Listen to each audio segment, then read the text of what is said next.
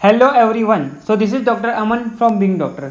So guys, आज की इस वीडियो में हम बात करेंगे कि नीट आइस काउंसलिंग के लिए कौन कौन से डॉक्यूमेंट्स की रिक्वायरमेंट होती है। मेरे पास काफ़ी क्वेरीज आ रही थी, ऐप में मैंने देखा वहाँ पर भी काफ़ी क्वेरीज थी बच्चों की कि वो पूछ रहे थे कि भैया हमें बता दीजिए कि काउंसलिंग के लिए कौन कौन से डॉक्यूमेंट्स की रिक्वायरमेंट होती है।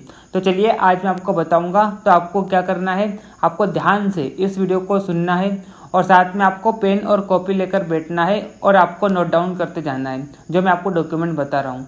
उसके बाद आपको चेक करना है कि आपके पास कौन सा डॉक्यूमेंट है और कौन सा डॉक्यूमेंट नहीं है।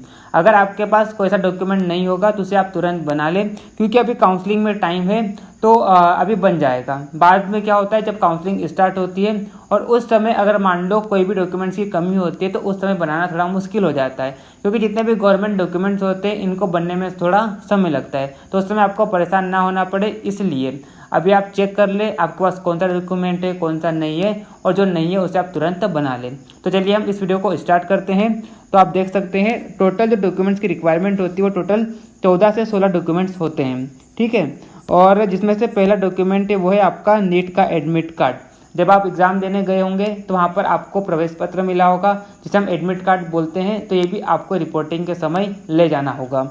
उसके बाद अगला डॉक्यूमेंट्स की रिक्वायरमेंट होती है वो है नीट का स्कोर कार्ड। इसे हम नीट का रिजल्ट भी बोलते हैं, ठीक है। तो आपका जो रिजल्ट आया होगा उसे स्कोर कार्ड बोलते हैं, वो आपको रिपोर्टिंग के समय ले जाना पड़ेगा। उसके बाद तीसरा जो है नीट का रजिस्ट्रेशन पेज, इसे हम कन्फर्मेशन पेज बोलते हैं। तो जब आपने नीट का फॉर्म फिलअप किया था एग्ज़ाम देने के लिए, उस समय साइबर कैफ़े वाले ने आपको एक पेज दिया होगा, वही पेज को हम बोलते हैं रजिस्ट्रेशन पेज या कन्फर्मेशन पेज। तो वह भी आपको रिपोर्टिंग का समय ले जाना पड़ेगा। अगला जो डॉक्यूमेंट है वो है प्रोविजनल अलॉटमेंट लेटर। तो जब काउंसलिंग होगी और आपको जो भी कॉलेज अलॉट होगा तो बाकायदा आपका एक प्रोविजनल अलॉटमेंट लेटर निकलेगा, आपको जो भी कॉलेज अलॉट होगा उसके रिगार्डिंग। तो आपको जो भी कॉलेज अलॉट होगा तो वहाँ पर आपको वो प्रोविजनल अलॉटमेंट लेटर भी लेकर जाना पड़ेगा, ठीक। चलिए अगला जो डॉक्यूमेंट है आइडेंटिटी प्रूफ, जिसे हम पहचान पत्र भी बोलते हैं हिंदी में। तो यहाँ पर आपको स्क्रीन में करीबन 4 से 5 आइडेंटिटी प्रूफ के कार्ड दिखाई दे रहे होंगे। जैसे कि बात करते हैं आधार कार्ड हो गया, पैन कार्ड हो गया, वोटर आईडी हो गई, पासपोर्ट या ड्राइविंग लाइसेंस हो गया। इनमें से कोई भी आपकी आइडेंटिटी प्रूफ है तो आप वो ले जा सकते हैं। कॉमनली सबके पास आधार कार्ड होता है, लेकिन अगर मान लो आपके पास आधार कार्ड नहीं है तो या तो आप बनवा लो, या तो फिर बाकी जो भी आपको पैन कार्ड हो गया, वोटर आईडी हो गया, तो इनमें से आप कोई भी आइडेंटिटी प्रूफ के लिए रख सकते हैं, ठीक। चलिए अगला जो डॉक्यूमेंट है वो है कैटेगरी सर्टिफिकेट, जिसे हम जाति प्रमाण पत्र भी बोलते हैं। तो अगर आप रिजर्व कैटेगरी से बिलोंग करते हैं, जैसे कि बात करते हैं EWS category, OBC, SC, ST या पीडब्ल्यूडी कैटेगरी आपको लगती है, तो आपको यहाँ पर कैटेगरी सर्टिफिकेट की रिक्वायरमेंट होगी। अगर आप रिजर्व कैटेगरी का फ़ायदा लेना चाहते हैं तो आपके पास ये सर्टिफिकेट होना चाहिए। ये सर्टिफिकेट 2 तरह के होते हैं, एक तो स्टेट सर्टिफिकेट होता है और दूसरा होता है सेंट्रल से बना हुआ होता है। स्टेट जो होता है, स्टेट वाला जो होता है कब लगता है, जब आप स्टेट की काउंसलिंग कराते हैं, जब आप 85% स्टेट कोटा की काउंसलिंग कराते हैं उस समय आपको स्टेट का कैटेगरी सर्टिफिकेट लगता है। और अगला सेंट्रल का कब लगता है, जब आप AA CCC की काउंसलिंग कराते हैं या ऑल इंडिया कोटा की काउंसलिंग कराते हैं, उस समय आपको सेंट्रल वाला सर्टिफिकेट लगाना होता है। तो आपको अगर मान लो सेंट्रल में क्या कैटेगरी लग रही है, स्टेट में क्या कैटेगरी लग रही है, तो उस हिसाब से आपको यहाँ पर जो भी काउंसलिंग करानी है तो आपको सर्टिफिकेट प्रिपेयर कर लेना है। अगर आप AA CCC कराएंगे तो सेंट्रल का आप तैयार कर लीजिए, और अगर आप स्टेट की कराना चाहते हैं तो स्टेट का तो होगा आपके पास, अगर नहीं होगा तो आप उसे तैयार कर लीजिए, ठीक। चलिए अब अगला जो डॉक्यूमेंट है वो है डोमिसाइल सर्टिफिकेट। डोमिसाइल सर्टिफिकेट जिसे हम बोलते हैं मूल निवासी प्रमाण पत्र। तो आप जिस भी स्टेट में रहते हैं वहाँ का डोमिसाइल सर्टिफिकेट बनता है। अगर आपको उस स्टेट की 85% कोटा की सीट का फ़ायदा लेना है या 85% स्टेट कोटा काउंसलिंग करानी है तो आपके पास डोमिसाइल सर्टिफिकेट होना चाहिए, ठीक। चलिए अगला जो सर्टिफिकेट होता है वो है माइग्रेशन सर्टिफिकेट। माइग्रेशन सर्टिफिकेट का फॉर्मेट कुछ इस तरह से दिखाई देता है। और ये जो माइग्रेशन सर्टिफिकेट होता है आपको कहाँ से मिलेगा, स्कूल से मिलेगा। जब आपने स्कूल छोड़ा होगा या जब आपका रिजल्ट आया होगा तो साथ में आपको इस तरह से माइग्रेशन सर्टिफिकेट भी मिला होगा। अगर आपके पास नहीं है तो आप स्कूल में कांटेक्ट करें, स्कूल में जाइए और वहाँ से आप माइग्रेशन सर्टिफिकेट ले लीजिए, ठीक। चलिए अगला जो डॉक्यूमेंट होता है वो है गैप सर्टिफिकेट। अब कई स्टूडेंट्स के यहाँ पर क्वेरीज होती है कि भैया क्या हमें भी गैप सर्टिफिकेट की रिक्वायरमेंट होगी जो फ्रेशर होते हैं। तो आपको बता दूं ये जो गैप सर्टिफिकेट है वो सिर्फ और सिर्फ जिन्होंने ड्रॉप लिया था उनके लिए लगेगा। अब ये इसलिए होता है कि यहाँ पर आपको कन्फर्मेशन देना होता है कि मैंने 1 साल या 2 साल किसी अदर इंस्टीट्यूट या किसी अदर कोर्स में मैंने एडमिशन नहीं लिया था और इस दौरान मैंने नीट की प्रिपरेशन करी थी।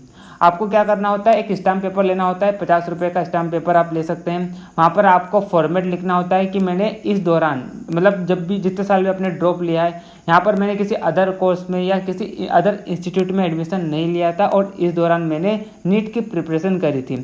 इस तरह से आपको प्रोफॉर्मा तैयार करना होता है और साइबर कैफे वाले के पास जाकर आप स्टाम्प पेपर पर टाइप करा सकते हैं। उसके बाद आपको कोर्ट में जाना होता है और कोर्ट में जो स्टाम्प पेपर है उसकी क्या होती है, नोटरी होती है। तो इस तरह से आपका गैप सर्टिफिकेट बनता है। और जो फ्रेशर्स होते हैं, मतलब जिन्होंने 12th के बाद ही डायरेक्ट एग्जाम दिया और जो काउंसलिंग करा रहे हैं, उनको गैप सर्टिफिकेट की रिक्वायरमेंट नहीं होगी। गैप सर्टिफिकेट जो होता है सिर्फ और सिर्फ किनके लिए होता है, ड्रॉपर्स के लिए होता है। ठीक, चलिए अब अगला जो सर्टिफिकेट होता है वो है ट्रांसफ़र सर्टिफिकेट, जिसे हम शॉर्ट में टीसी बोलते हैं, या इसे हम स्कूल या कॉलेज लिविंग सर्टिफिकेट भी बोल देते हैं। तो जब आपने स्कूल छोड़ा था तो उस समय आपको बाकायदा टीसी मिलती है स्कूल से। अगर आपके पास नहीं है तो आप स्कूल से जाकर इसे ले सकते हैं। कुछ इस तरह का इसका फॉर्मेट होता है ट्रांसफ़र सर्टिफिकेट का। ठीक, चलिए अगला जो डॉक्यूमेंट होता है वो है बर्थ सर्टिफिकेट, जिसे हम जन्म प्रमाण पत्र भी बोलते हैं। और ये किस लिए होता है, आपकी एज की प्रूफ के लिए होता है। ठीक, अगर आपके पास बर्थ सर्टिफिकेट नहीं है तो 10th की मार्कशीट भी एज प्रूफ के लिए मानी जाती है, लेकिन बेहतर रहेगा कि आप बर्थ सर्टिफिकेट बना लें। ठीक, क्योंकि अभी आपके पास टाइम है। ठीक है, तो अभी मैं आपको बता भी दे रहा हूँ, तो अभी आप बर्थ सर्टिफिकेट बनवा लीजिए। अगर मान लो एन वक्त पे नहीं बनता है तो आपकी जो 10th की मार्कशीट है उसको कंसिडर कर लिया जाता है एज प्रूफ के लिए। ठीक, चलिए अगला जो डॉक्यूमेंट है वो 10th क्लास की मार्कशीट। ठीक, उसके बाद 12th क्लास की मार्कशीट और उसके बाद 10th और 12th का पासिंग सर्टिफिकेट। अब कुछ स्टेट होते हैं जहाँ पर 10th और 12th पास होने के बाद आपको सर्टिफिकेट मिलता है। अब कुछ स्टेट ऐसे भी होते हैं जो मार्कशीट को ही एज ए सर्टिफिकेट मानते हैं। ठीक है, तो अगर आपकी स्टेट में अगर मिलता है तो अच्छी बात है।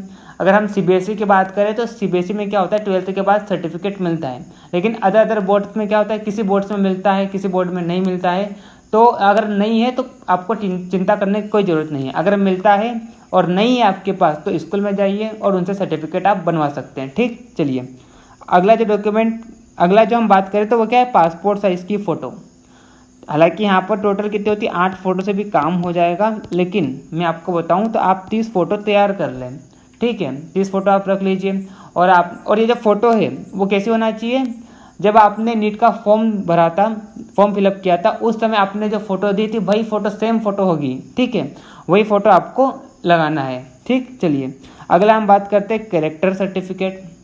अब ये जो कैरेक्टर सर्टिफिकेट क्या होता है, तो लास्ट टाइम आप जिस भी कॉलेज या जिस भी स्कूल से आए थे तो वहाँ से आपका चरित्र सर्टिफिकेट बनता है, आपका कैरेक्टर सर्टिफिकेट बनता है कि वहाँ पर आपका बिहेवियर कैसा था। तो अगर आपके पास नहीं है तो आप आपके स्कूल से बना सकते हैं। अब आपका कैरेक्टर कैसा था आपके टीचर बताएंगे आपको। ठीक है, सर्टिफिकेट में अगर आपका अच्छा बिहेवियर होगा तो अच्छी बात है। अब ये इसलिए होता है ताकि अगली बार जिस भी कॉलेज या जिस भी स्कूल में आप जा रहे हैं तो वहाँ पर आपका बिहेवियर उनको पता चल जाए कि हाँ भाई इसका नेचर कैसा है, अच्छा है या बुरा है। इसलिए कैरेक्टर सर्टिफिकेट की रिक्वायरमेंट होती है। ठीक है, तो जोक अपार्ट आपको क्या करना है, अगर कैरेक्टर सर्टिफिकेट नहीं है तो आप स्कूल में जाइए, वहाँ से बनवा सकते हैं। ठीक, चलिए अब हम बात करते हैं अगला जो डॉक्यूमेंट होता है वो है मेडिकल फिटनेस सर्टिफिकेट। इसका जो फॉर्मेट होता है कुछ इस तरह से होता है। और ये जो मेडिकल फिटनेस सर्टिफिकेट जो होता है वो कहाँ से बनता है, गवर्नमेंट हॉस्पिटल से बनता है। ठीक है, अगर आपके पास नहीं है तो आप गवर्नमेंट हॉस्पिटल में जाइए, वहाँ पर किसी से पूछिए कि मुझे मेडिकल सर्टिफिकेट बनवाना है, तो आपको बता देंगे कि ये डॉक्टर जो होते हैं वो मेडिकल फिटनेस सर्टिफिकेट बनाते हैं, तो वहाँ से आप बनवा सकते हैं। वहाँ पर क्या होता है कि बाकायदा इस तरह से कुछ आपको सर्टिफिकेट खरीदना होता है। वहाँ पर फिर आपका नाम वगैरह जो भी आपका डॉक्टर जो है आपका चेकअप करेगा उसके बाद लिख देगा। ठीक है, और वहाँ पर सील और साइन दे देगा। तो इस तरह से आपका मेडिकल फिटनेस सर्टिफिकेट बन जाए। सो गाइस, ये तो हमने बात कर ली कि आपको कौन कौन से डॉक्यूमेंट्स की रिक्वायरमेंट होती है। तो मैंने आपको टोटल कितने 16 से 17 डॉक्यूमेंट्स की लिस्ट बताई। आई होप आपने सारी लिस्ट को नोट डाउन कर लिया होगा। अगर आपने नहीं किया है तो आप पीछे जाइए और सारी लिस्ट को आप नोट डाउन कर लीजिए। अब आपको चेक करना है कि आपके पास कौन से डॉक्यूमेंट है और कौन से डॉक्यूमेंट नहीं है। अगर आपके पास इनमें से कोई डॉक्यूमेंट नहीं है तो आप तुरंत उसे रेडी कर लें। ठीक, चलिए अब कुछ इंपॉर्टेंट बातें जो आपको ध्यान में रखनी है। पहली चीज़ तो क्या कि आपको हर एक डॉक्यूमेंट्स की क्या करना है, आपको एक ओरिजिनल और दो दो फोटोकॉपी बनाना है। मतलब आपको टोटल 3 फाइल बनानी है, जिनमें से एक फाइल तो आपकी किसकी होगी, ओरिजिनल डॉक्यूमेंट्स की होगी, ठीक, और एक जो फाइल होगी वो किसकी होगी, फ़ोटोकॉपी की होगी। अब जितने भी ओरिजिनल डॉक्यूमेंट हैं उनको आपको लेमिनेशन भी करा लेना है। और दूसरी बात आपको क्या ध्यान रखना है कि जितने भी सारे डॉक्यूमेंट्स हैं उन सब की आपको 5-5 फोटोकॉपी करानी है अलग से। तो मैंने आपको क्या बताया, एक तो आपको क्या करना है, फाइल बनाना है ओरिजिनल डॉक्यूमेंट की, और दूसरी आपको फाइल बनाना है उसकी फ़ोटोकॉपी की। इनको आपको अलग कर लेना है, बाकी अलग से, ताकि आपको आगे अगर मान लो उस डॉक्यूमेंट की रिक्वायरमेंट हो तो आप उसका यूज़ कर लें। क्योंकि जितने भी डॉक्यूमेंट होते हैं वो कॉलेज में जमा हो जाते हैं ओरिजिनल डॉक्यूमेंट, तो आगे आपको दिक्कत ना हो या बार बार आपको कॉलेज वालों के पास ना जाना पड़े, तो आपको सारे डॉक्यूमेंट्स की 5-5 फोटोकॉपी करा लेनी है। और तीसरी बात आपको क्या ध्यान रखना है कि जितने भी डॉक्यूमेंट है ओरिजिनल, उसको आपको क्या करना है, पेन ड्राइव में सेव करके रख लेना है। सारे डॉक्यूमेंट्स को आपको स्कैन करके रख लेना है अलग अलग। जैसे कि बात करते हैं कास्ट सर्टिफिकेट है तो उसका आपने अलग से डॉक्यूमेंट बना लिया और इस तरह से आपने उसको सेव कर लिया। एमपी डोमिसाइल का सर्टिफिकेट है तो उसको आपने सेव कर लिया, मार्कशीट है उसको आपने सेव कर लिया। तो इस तरह से आपको अलग अलग डॉक्यूमेंट को पेन ड्राइव में या आपके मोबाइल में आप स्कैन करके रख सकते हैं। अब बाकी जो कई बच्चों की क्वेरीज होती है जब कॉलेज अलॉट हो जाता है उसके बाद कि फ़ीस का पेमेंट आपको कैसे करना है, कॉलेज की फ़ी का। तो किसी किसी कॉलेज में तो क्या होता है, डीडी के रूप में हो जाता है, किसी कॉलेज में कैश में भी पैसे ले लेते हैं, और किसी कॉलेज में क्या होता है, ऑनलाइन ट्रांजेक्शन भी हो जाता है। अब इसके रिगार्डिंग क्या करना है, आपको कॉलेज में कॉल करना है। अलग अलग कॉलेज का अलग अलग तरीका होता है फीस लेने का, कोई डीडी के रूप में ले लेता है, कोई कैश में या कोई ऑनलाइन ले लेता है।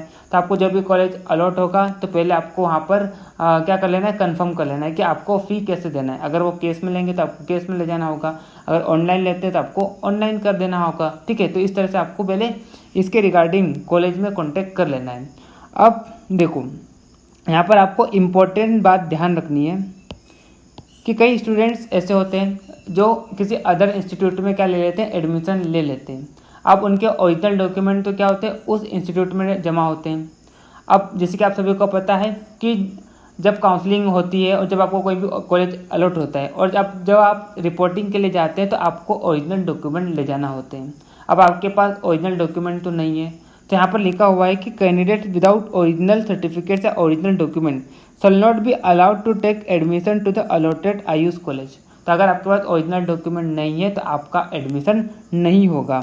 And candidates who deposit their original document in any other institute या college and come for admission with a certificate stating that the original document are deposited with the institute या college shall not be allowed to take admission in allotted Ayush college। तो अगर आपका document किसी other institute में जमा है तो आपका एडमिशन नहीं होगा।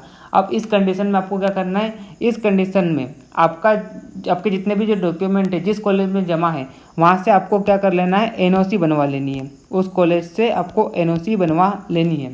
एनओसी क्या होता है, नॉन ऑब्जेक्शन सर्टिफिकेट होता है। तो आपको ये बनवा लेनी है और फिर आपको जो भी कॉलेज अलॉट हुआ है वहाँ पर आपको ये एनओसी लेकर जाना है। और फिर वो आपको क्या करेंगे, कॉलेज वाले आपको करीबन 10 से 15 दिन का समय दे देंगे। तो फिर इस 10 से 15 दिन के अंदर अंदर आपको पुराने इंस्टीट्यूट से डॉक्यूमेंट्स लाकर आपको जो भी कॉलेज अलॉट हुआ है वहाँ पर जमा कर देना है। तो आपको क्या सारी बातें समझ में आ गई होगी, मैंने आपको क्या बताया। अगर आपके डॉक्यूमेंट्स किसी अगर आपने जहाँ भी एडमिशन लिया था पहले वहाँ पर जमा है तो आपको उस इंस्टीट्यूट से एनओसी बनवानी है और उस एनओसी को कहाँ पर जमा कर देना है, जो भी कॉलेज आपको नया अलॉट होगा, ठीक है, वहाँ पर आपको दे देना है।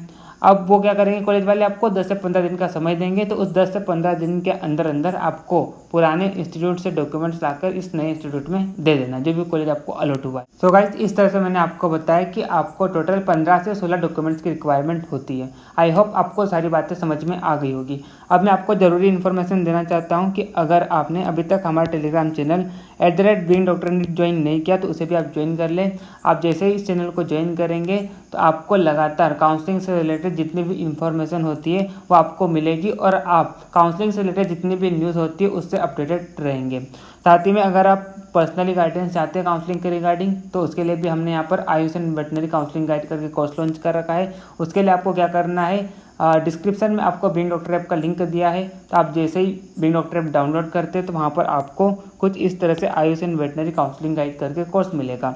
आप जैसे इस कोर्स में रजिस्ट्रेशन करते हैं तो आप वहाँ पर प्रीवियस ईयर का कट ऑफ देख सकते हैं, टॉप कॉलेजेस की लिस्ट देख सकते हैं और आपको फुल काउंसलिंग दिया जाएगा PDF और वीडियोज़ के थ्रू, और आपको 24/7 सपोर्ट सिस्टम भी मिलेगा। इसके अलावा आपकी हर राउंड की चॉइस फिलिंग और आपको पर्सनली गाइड भी किया जाएगा। आपकी कोई क्वेरी है तो आप हमसे बात भी कर सकते हैं। और ये जो कोर्स है हमने BAMS, PHMS, BUMS, BSMS and BBS यानी वेटनरी के काउंसलिंग गाइड देने के लिए हमने कोर्स को लॉन्च कर रखा है। अगर आपको फिर भी कोई क्वेरी है तो आप इस नंबर पर भी कांटेक्ट कर सकते हैं। तो चलिए मिलते हैं नेक्स्ट वीडियो में, तब तक के लिए okay bye, see you again. और अगर आपको वीडियो अच्छी लगी तो वीडियो को लाइक कर लीजिए और चैनल को सब्सक्राइब कर लीजिए और ज़्यादा से ज़्यादा लोगों को शेयर भी कर दीजिए। मिलते हैं नेक्स्ट वीडियो में।